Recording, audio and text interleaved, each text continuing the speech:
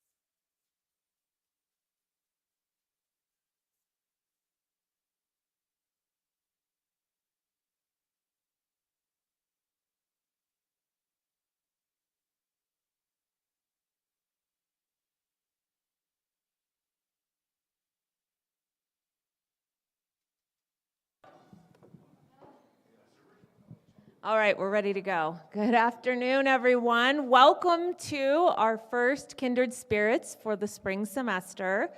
And welcome to those of you who are joining us online.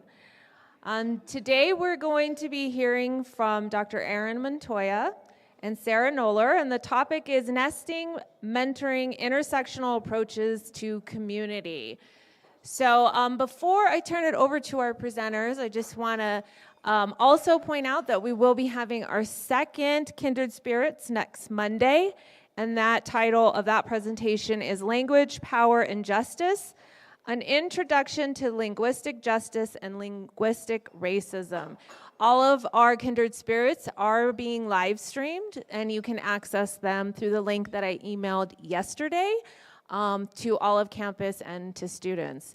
Also, I will be sending out an email tomorrow with our list of events for Black History Month. So please be sure to check that email out and put those events on your calendar. Lots of good stuff coming up. And with no further ado, let's go ahead and hear from our presenters today. Thank you. Thanks, Dr. Schneider. Thank you for all you do. Love Kindred Spirits. Happy to be back. I'm Erin Montoya. This is Sarah Noller. We're going to spend a little bit of time explaining our ASU STEM mentoring, and we're going to go through a little bit of data, and Sarah's really going to take us through the details of it, all the pragmatics of the program, and I'm going to start off taking 5-10 minutes just talking more about the philosophy and the theory. And this QR code is just so that when we do get to some of the data, it'll be much easier to see on your cell phone. And I'm really happy to hear from Jeremy Jaramillo that we are going to have, real screens pretty soon, real big ones. So this is part of both NS National Science Foundation grant as well as a Title III Department of Education grant. And the title of this talk is Nested Mentoring, Intersectional Approaches to Community. Intersectional in multiple ways. The first being we got 2 grants working on one project, and that in itself is the intersection of 2 different federal agencies, 2 different staff working together. But also there's a lot of intersectionality happening between staff and faculty, and specifically between what is happening in the classroom, disciplinary knowledge, disciplinary subjects, and what is happening in students' lives, their experiences, their backgrounds, their cultural identities.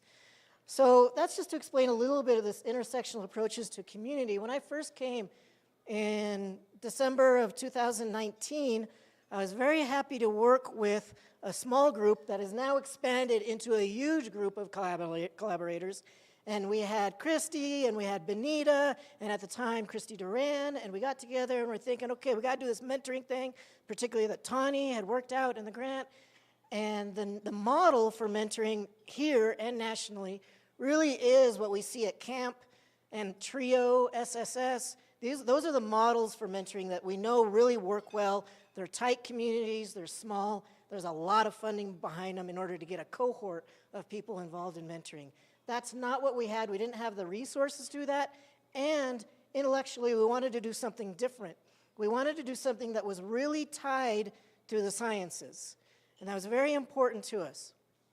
The other thing that when I arrived here that I brought with me is some years of teaching anthropology. I'm an anthropologist, and I had taught UC Santa Cruz and Stanford University, and I loved teaching disciplinary knowledge. I love going through principles and ideas of anthropology. It's fabulous, but it's a whole other level to do that. Meanwhile, building community, building a sense of belonging, talking to students, getting them really into why they want to be in the sciences or the social sciences, how it's going to affect their future lives, what career.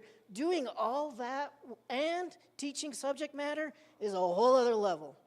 And what's cool about this job that I have is that I get to work on the other side of the disciplines, because I'm not a scientist, right? I get to work with the biologists, the chemists, the computer scientists, etc., thinking about how we do that together. How do we teach disciplinary knowledge and bring their lives into this? So that's the whole idea of nested mentoring, nesting mentoring both within the sciences and the student lives. A few images. Where else do we think about this idea of nest and nested? The first one down here are matryoshkas, right? Russian dolls, cool example of nestedness. I like the idea of the doll in the middle being a student, and that student coming here to ASU or anywhere else with multiple identities. They might be Hispanic, they might be first generation, they might be low income, they might not. We got a dizzying array of intersectionality happening with our students. And that was another thing that we talked about in our mentoring program, is that the national model out there is that you serve one group or groups who are historically underserved. And we wanted to do something that we could serve everybody, but be strategic and really get the underserved students, but not have to use a lot of the language of DEI, which is very important. We love it, it's very important, but we didn't want to use it for many strategic reasons, and that turned out to be a good idea, because now with the kind of political backlash and the kind of Lauren Boebert being one of our representatives, we could be a target. And within our program, we don't have that problem because we are serving a whole array of STEM students. So the other image here that I think is good to sort of point out is one of a bird and the nest, right? And the nest is a very messy image of a nest. It's not like the matryoshka, which is very neat and clean. A bird nest is very messy, putting together all sorts of twigs and whatever material can be found for the purpose of creating a home, a space for the betterment, the development of the chick, right? And I want to sort of keep that image in mind, particularly when we move on to Sarah, who's going to talk about the pragmatics of our mentoring program, because we're really thinking through about how do we nest the students, the mentoring program within the discipline, as well as vice versa. How does a discipline, chemistry, computer science, biology, etc., get nested within a really wraparound, beautiful, extensive cultural world of the students? And the last image there is it's just for Dr. Snyder, because she loves puppies. And I came home in December with my son, Emiliano, who's right back over there, and we rode our bikes home, and we got home, and my wife, Eula, had a Jack Russell there, puppy, 16 weeks old, and we both freaked out, and Emiliano looked at it and said, "Madness. That is madness." Why is it madness? Because of the nesting that is involved in bringing a species, a human species or non-human species, into being. And we just thought, oh man, we're in trouble. The work we got to do to get ready for this puppy. Okay, some data. What we're doing is working. And this is just one indication, one window. It's not definitive. In order to be definitive, I would need to take you through many data points to show you what's going on. And that would include institutional analysis, institutional data, which is what we're seeing here, but also survey data and also interviews, and it would take a whole lot of time. But this is a really good just snapshot. What we got here is comparing retention and persistence rates of all students to STEM students and then to our mentees. And I'm being strategic about the difference between retain and persist. Retain is to be here at ASU from semester to semester. Persist is to persist in the STEM specifically, which is very important for our donors, NSF and Title III. They want to see that. If they stay here at ASU for us here in the community, awesome, that's great. So what we see here is a baseline of 6 years, 2014 to 2019, of first year cohorts. And the rate is about 58% for all students, and then compare it to STEM students, which is at 57%, and then the baseline for persisting in STEM is about 44.7%. We started the mentoring program, I don't have it here, but in 2020, no difference. It stayed about exactly the same as the baseline, but it starts to change in 2021 and 2022. Right around when Title III starts coming in, we start joining forces and we really start making some changes and interesting things happen. So it jumps to 62% in terms of retaining at ASU, and then in 2022, 70.9%. That's a really big difference for our mentees, those who are involved, who have a mentor and are doing the whole mentoring thing. And persisting at STEM, it also jumps to 48% and 58%. So that's just a snapshot. Things are going in the right direction. Retention is a weird word. It's really good in terms of data, thinking about that, but I want to reframe the question away from, it's important that we're always thinking about how to retain students, but I want to frame it differently. I want to ask you a question. Can we teach content without knowing our students and relating that content to their daily lives and daily experiences? It's a big question, it's a serious question, and I just want to give an example. Well, and given the fact that a lot of our students look like these two rascals who are in a biology lab.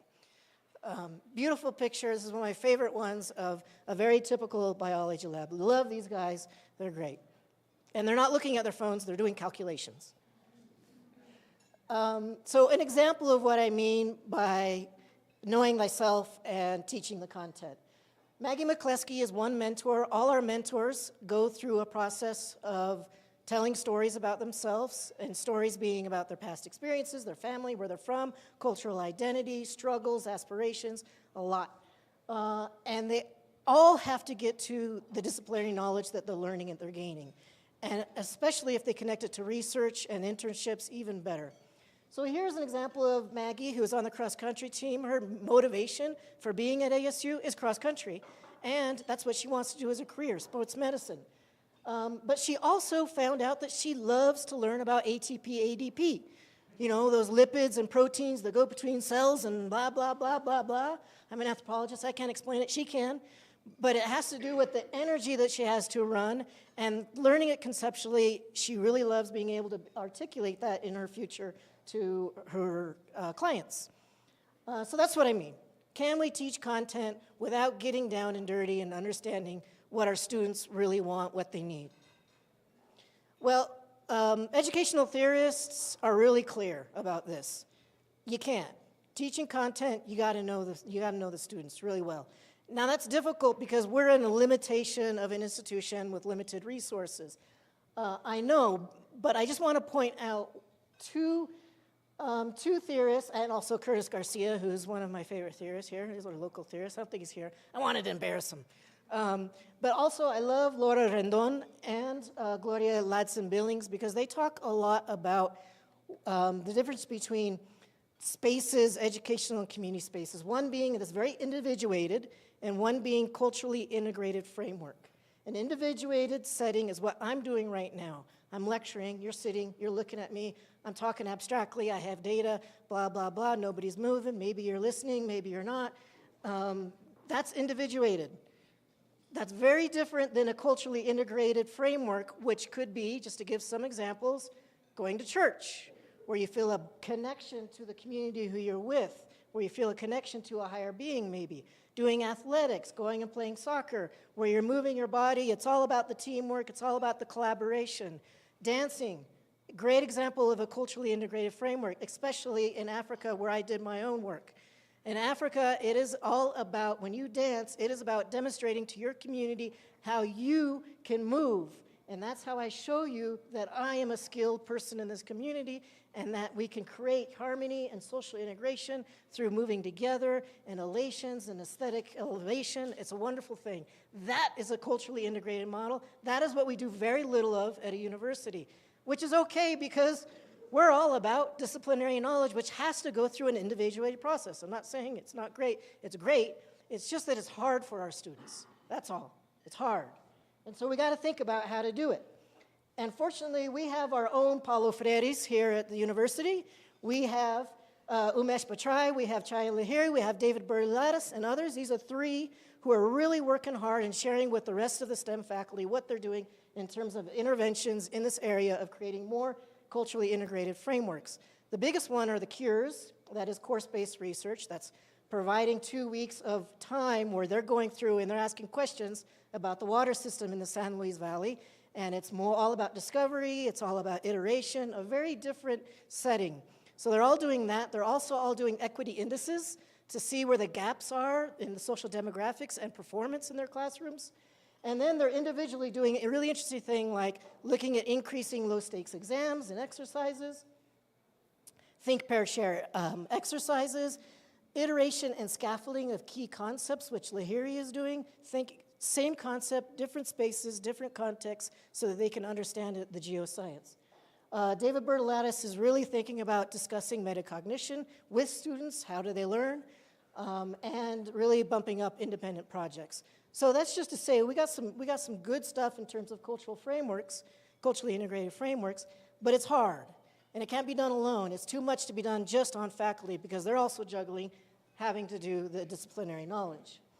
And that's where we come in with the mentoring, because we're trying to complement it. Here we have, on your right is a poster. This again, all our mentors go through a storytelling process. This is their poster. This is Caro Plasencia, who is from Nayarit, Mexico, and she talks about her Mexican roots. She talks about farming and coffee. She talks about her family, the migration patterns, how her family are all there, and her brother are here. Deep story, and how is that connected to engineering, what she's doing. Oh, Caro, you're right there. Hi, Caro. Thank you. And then we have Laura and Cora and Sammy, who are taking it to the next level, and that is they do the same process, but they also explain the disciplinary knowledge that they're learning, and in this case, the research that they're doing in the creeks and the bacteria and metabolic to carbon sources. So mentoring is that other piece that I think is really crucial when we put it together with the disciplinary knowledge. It has a whole other impact for the students. We can bring both the intersection of what they're learning in the classroom with their individual lives. And now Sarah is going to take us through everything about what we do. All right. First of all, this could not have happened any better way that we had this talk when our external evaluator, Guillermo Duran, is here to kind of look over our grant and what we're doing. So this is a great way he gets to see us do a presentation on some of the things we're doing. So welcome, Guillermo. Thanks for coming. So first of all, mentoring takes place in multiple contexts in our program. I'm going to walk you through all of the steps from where we start out at our new student orientation for mechanical engineers in our FYS classes, through our mentoring kickoff event, mentor training, and other events that we have. So, oh, no, here. Yeah. Okay, which ones? Forward and back? Yep. Okay. Oops, there we go. Okay, so at our new student orientation for mechanical engineers, we invite parents, family, trusted adults to come for the first half of the day. right after our welcome from the CSU and ASU head of the departments, then we get right into mentors. So we hire 4 or 5 mentors to work the orientation. And so they're there, they're participating in the activities and things like that. And they present their stories first thing. So one of the first things that the new students get to see is our STEM students explaining their struggles, their successes, how they've done their study habits, things that worked for them, and giving them resources. The orientation is designed to utilize hands-on activities so they get a feel for the curriculum of the program and work on team building. So they participate in group activities that are related to engineering. Here they're building different truss designs and some circuitry. Our mentors participate in these activities. In fact, most of our mentors that were at this one was our second orientation, they had gone through the first orientation. So of course they thought that they could build the best truss. So they decided to have a little friendly competition. And it turns out that their truss design did win, but they were beat out by the new students who had a better truss design. So that's one of our new students, Reese, right there. They work on problem-solving skills. That's what all of this is designed for. During our 4-day orientation, we also have a little fun while building relationships that will carry on into the semester and beyond. We have had 2 successful orientations so far, and we see that they're successful because we see the relationships that the students have built. They've made study groups, they collaborate, they've built friendships. We see it happening in Porter Hall, so we know that it's successful. We have also, because it's been so successful, we are kind of a model. The STEM department is now planning a 2-day orientation for just regular STEM students in the fall. So, and they're modeling a lot of it based on what I have done here. So, during the first couple of weeks, we actually get into the first-year seminar classes. We want to let them know what our mentoring program is all about. So they learn that they're going to get a mentor, kind of whether they like it or not, but we assign them a mentor. So every first-year student in one of the STEM FYS class gets a mentor. We give them a presentation and tell them what it's all about, the benefits of mentoring. We want them to think about how different generations interact with each other, different communication styles that they're going to have between themselves and their professors because they're different generations. We spell out the program. We show them the benefits. One of the things we also do is we do a values and purpose exercise with the students in the class. So it gets them thinking about what's important to them at this moment in their life, what they really value, and this is kind of a bridge to our mentoring kickoff.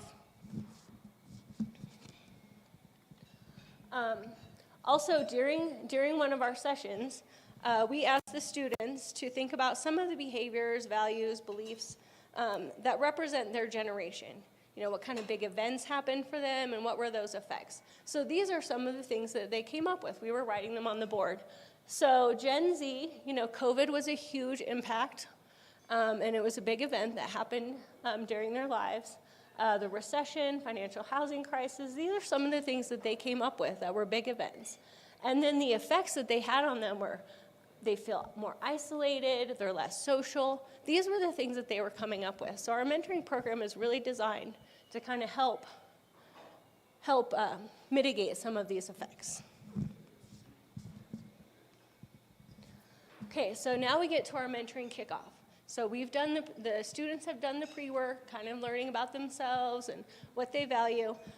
Behind the scenes, though, we as grant staff are doing a lot of hard work trying to figure out how we're going to match up students with mentors. So we look at things like their major, are they an athlete, where they come from, those kinds of things, and we spend a lot of time really, really focusing in on how are we going to pair these students up. So, at this mentoring kickoff, this is where they meet their mentor for the very first time, where we tell them this is who your mentor is, you're going to go out there and you're going to meet them, they're going to be sitting around, and it's going to be a group thing at first because a lot of our mentors have 2 or 3 mentees. So they meet up, they share. The mentors themselves we're also assigned the task of doing the values and purpose exercise in our classes. So they have something to come together, share, find some similarities, and things that they can talk about, and just kind of get the conversation started. And then we eat. The STEM faculty come out, they serve, it's really fun, everybody mingles, we all have a good time, and it's just a really great way to start off the semester. Here's just some more pictures of our kickoff event, faculty serving, some nice conversations happening. So we have a lot of different mentoring events throughout this semester, and these are just create moments for connection. Anytime we have a mentoring event, we're like, invite your mentee, and so it's always just a way to connect. We do, orientation is one of the first places. We do monthly lunch and learns. Now we have moved them to our new Centro student lounge. We used to have them in the STEM center, but we're trying to keep that a little more a study space. So if you haven't, come and check out our new Centro student lounge on the second floor. But we have monthly lunch and learns. We do these potluck style, so the grant staff brings food. We all have our specialties. Aaron here, he brings beans and homemade tortillas. The best tortillas. Yes. Ken, he always brings something sweet. I don't know, I act all motherly and I bring the healthy veggie option. And then Marlene always brings some experiment or something new she's been trying to work on. We have Meet the Professor events where we invite professors to come in and answer questions and get to know the students. At some of these events, they learn about scholarship info, internships, so we plan these monthly. Here's just some more pictures. We even had Jeff come at one time and talk to us about scholarships. There's Dr. Fehrenbaugh there answering questions of the students. We even have a Halloween costume contest every year. The students really like that. And faculty are always welcome, so they come to these events. Some more pictures. We did some sugar skull painting and decorating. We also had Paul Clark come and talk about his Noise grant for teaching. And then another aspect of our mentoring program is we as grant staff contact all of the first year seminar students, and we invite them to our office and we talk to them about how their grades are doing. Is their relationship with their mentor working? If it's not, we try and fix that, try and get them a new mentor. We find out, are they getting tutoring? If they're not getting tutoring, I've walked students up to the STEM center and said, here is the schedule. So, we get them the resources that they need, and that's what we do there. So here is the nitty-gritty of our mentor training. So when I first came to Adams, as the activity coordinator of this grant, I was tasked with mentoring as a goal of the grant. I did some research, found out that Dr. Montoya here had already started a program. So I got together with him. We decided, how can we work together to expand this and make it even better? So this is what we came up with. We came up with a 2-tiered mentor training program. So Aaron Montoya here, he teaches the very first class, mentoring and, why can't I think of it now? Mentoring and leadership skills 1. And I teach mentoring and leadership skills 2. So I'm going to turn it over to him real quick, and he can tell you a little bit about what he does for his class. Real quick, and you've seen a lot of it already, which is the storytelling. It's a cultural wealth model where we're really digging into the students. The students themselves are talking about themselves and their own backgrounds. Basically, we were preparing them to be a mentor so that then they can move on to be in mentor 2, where they then work in the nitty-gritty of what do you do in the mentoring experience? How do you mentor another student, right? And the mentoring one is what's really cool about it is they create these stories, and then the following year, once they've created them, they go into the first year seminar courses, the STEM ones, and they give those presentations. And then the first year students can see somebody from a similar background, they can see similar struggles, they can see, oh, this person failed math how many times and still got through it and still got a bachelor's degree in computer science. It's some really cool stories that they hear about. So that's the goal of the Mentoring 1 class. All right, and then once they make it through Dr. Montoya's class, then they come to the Mentoring and Leadership Skills 2 class. And this is where a lot of the training happens. So I do a lot on telling them how to become a better mentor. We talk about communication styles. I bring in guest speakers to come and talk about Title IX and come and talk about grit and conflict resolution. I bring career services in, anything that I think would be beneficial for them to be a good mentor and for them to have resources that they can give to their mentees if they need it. Each one of our students in the Mentor 2 class, they mentor 3 or 4 students. And then, like Dr. Montoya said, they also go in and they present those stories that they made. They're also doing some mentoring because we also go into his class sometimes. So our class is at the same time, so it works out. So they go in and they offer feedback on the Mentor 1's presentations that they're making. So his class really gets them ready to be a mentor, and then I give them the training to continue. So just a recap of kind of where mentoring takes place. So it not only takes place in different contexts, but in different places. We do it in our mentoring kickoff, in the first year seminar classes. Also, our mentoring classes overlap with our first year seminar classes by 15 minutes. So we send our mentors in there to have a meeting with their mentees. If the faculty want them to talk about something special, then that's what they do. So they have those meetings there. They send out email and text messages to their mentees. They do one-on-one meetings at the monthly lunch and learn events, the academic check-ins, and in the leadership courses. And now I'll turn it back over to Erin. I think we've hit you with a lot of information. And at some point in time, it's good just to be quiet and hear from you all if you have questions from us. This was a trial run of what we're going to be presenting at ASSE, Alliance for Hispanic Serving Institution Educators, in March, as well as we have 4 students, 2 of them, Caro and Noemi back there, are going to be giving presentations at ASSE too, and they're going to be focusing specifically on their stories that they create, and they'll be giving their stories at their own presentation, so it'll be sweet. So if you're going, check out them. You don't have to check us out because you've already seen us. So thank you very much.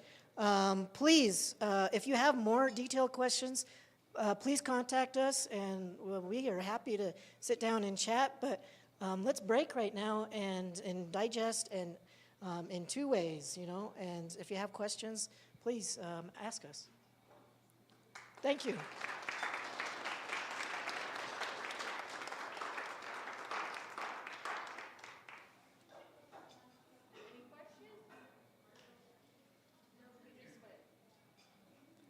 Yes. I don't want to put the students on the spot, and I'm wondering if they would like to share a little bit with us about what they plan to present or their stories, Absolutely. or if their experience with this and their thoughts and reflections. I think that would, That would round things off. little pressure, but Yeah, no. Maybe we can ask one question. Do you find the mentoring program helpful to you? Do you think it helped you succeed in your college?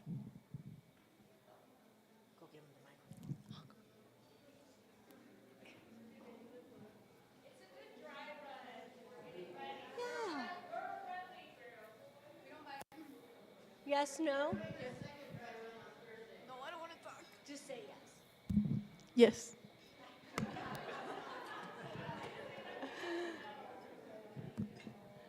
So these 2 students are some that have been through the program now, and they are excellent mentors for our students, and they've done a great job at orientation and throughout the year. So we really appreciate them. Sorry to put you on the spot like that. Yes, Dr. Schneider. what have been some of the challenges that you have faced implementing this strategy? Yeah, So this presentation is in part reflective, but in part aspirational. So we're reflecting on what we've done good, but also wanting to aspire to do more. So it really is the most important thing, the most biggest challenge is engagement of the first year students, of the mentees. That is the biggest challenge. That when Sarah was talking about when they brainstormed the effect of what they've experienced and the effect that has on Gen Z, isolation is right up there, right? They feel isolated and they have a hard time breaking out of that. And they recognize it, at least in the conversations we have with them. So it's like, this is going to be impactful, helpful, get connected, right? But still, they want to stick to going to class and going back to their dorm or whatever other things they got going on. Athletics, right? It was just a great thing, but they really are in. It's interesting. I talked about a culturally integrated framework. They don't necessarily want that. That's hard. That's difficult. So they're really used to an individuated framework, and to break them out of that, to ease them into it, is a real challenge. And I would say that's what we talk about most and think about most. Dr. Miller, you want to reflect on that? Or no? No. Did I sum it up good? I think you really summarized that well. That is our biggest challenge with the students, is to get them to participate in the program. We sell it. The mentees are so good at talking with them when they can find them, right? When they can get them to be involved. So we've been coming up with all kinds of different ways to try to get them involved. Like, one thing that's really helpful is actually going into FYS, right? You have a captive audience. So they come in, they talk to the students right there. There are mentees are talking about their stories, they're getting them involved, and the students talk about how impactful that is for them to hear these stories and understand that yes, I can succeed even though I have these issues in my life. Totally. Nice. Yeah. Thank you. Thank you. And we've come up with all kinds of things, like at our monthly lunch and learn events, we are like, any mentee that shows up, you get entered for a prize, and we give them a gift certificate to Frosty Acres or something. We're trying to get them in there, so. And I think going into the FYS class, that's a big step. We're front loading them, we're giving the information up front that this is a program that, being an Adams State student, you're going to participate in, so. Yeah. Thank you. Great question. Juana. Hey. So I guess for me, I don't get to spend a whole time in like the court hall or the science building. I'm mostly in the library with academic advising. Is there anything that us, like as staff members or faculty, can do to help to, like, I don't know, encourage students to be more engaged or to try to be more actively participating on events, attending the lunch and learns? Like, what advice can you give us to give to the students, I guess? So what you're doing already is it, and don't get down on yourself. I think it really requires, this is where I think nested is really important to think of. Just as a faculty member cannot do everything, they can teach disciplinary knowledge and then do everything else, that's a team. Only a team can get that. So you repeating it is very important, but then we have to tie it to, they have to be obligated in some way, or motivated or incentivized by the structure in some way to participate. And that's where the FYS, being in the FYS and maybe elsewhere, is important. And then I was just going to add to that, like the big thing about the mentoring program is it's mentoring, right? I'm saying this worked for me. We say that too. When I was in college, a long time ago, but when I was in college, I did these things and it really helped me. Like, dare to tell your own story, be a mentor yourself. I think that can actually be very helpful, as this program is showing. Thanks, Juana. Yeah, and we could talk more about more specific things, like about the FYS in particular. Yeah. How we doing on time? What's the time? Somebody tell me. 5 minutes? 2 minutes. Gallegos, what are you thinking over there, brother? I'm on your side. Yeah. I refer a lot of people that way. Nice. You're one of my resources. That's right, and we got you in the slide, man. We're taking you to Monterey. Oh, right on. That sounds good to me. Yeah. Okay, anybody else? Then I would like to do a special shout out to Marlene Garcia Araiza over there, who is very important for this program. Woo! And end on that clap.